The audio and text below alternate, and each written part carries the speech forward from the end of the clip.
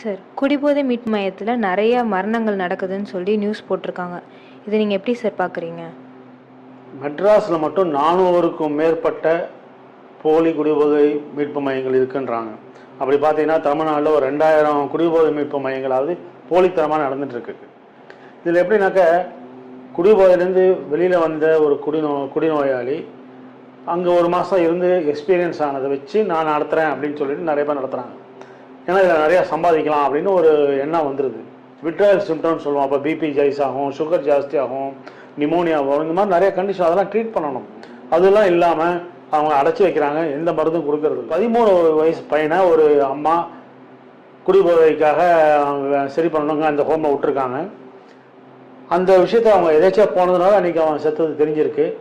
அதை பற்றி திரும்பி வெளியில் நோண்டும் போது தான் இந்த மாதிரி நிறையா ஹோம் இந்த மாதிரி இருக்குது அப்படின்னு கண்டுபிடிச்சிருக்காங்க.